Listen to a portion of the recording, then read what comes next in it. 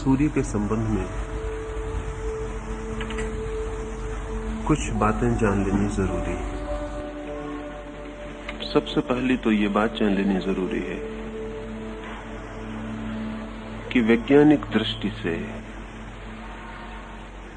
सूर्य से समस्त सौर परिवार का, मंगल का, बृहस्पति का, चंद्र का, पृथ्वी का जन्म हुआ है। ये सब सूर्य के ही अंग हैं।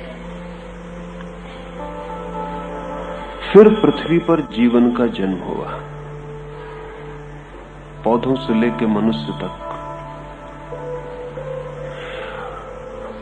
मनुष्य पृथ्वी का अंग है, पृथ्वी सूरज का अंग है। अगर हम इसे ऐसा समझें, एक मां है, उसकी एक बेटी है और उसकी एक बेटी है। उन तीनों के शरीर में एक ही रक्त प्रवाहित होता है। उन तीनों के शरीर का निर्माण एक ही तरह के सेल्स से, एक ही तरह के कोष्ठों से होता है। और वैज्ञानिक एक शब्द का प्रयोग करते हैं, एम्पैथी का। जो चीजें एक से ही पैदा होती हैं, उनके भीतर एक अंतर समानुभूति होती है। सूर्य से पृथ्वी पैदा होती है, पृथ्वी से हम सबके शरीर निर्मित होते हैं। थोड़ा ही दूर फासले पर सूरज हमारा महापिता है।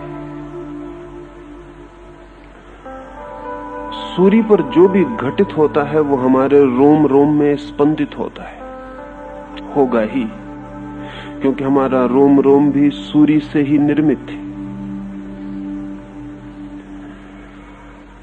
सूर्य इतना दूर दिखाई पड़ता है, इतना दूर नहीं है।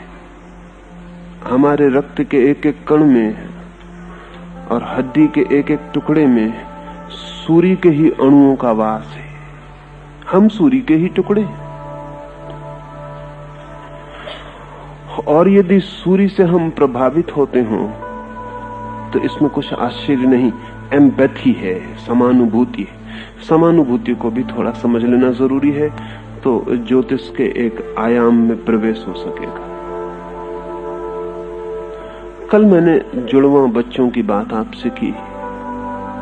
अगर एक ही अंडे से पैदा हुए दो बच्चों को 2 कमरों में बंद कर दिया जाए, और इस तरह के बहुत से प्रयोग पिछले 50 वर्षों में किए गए,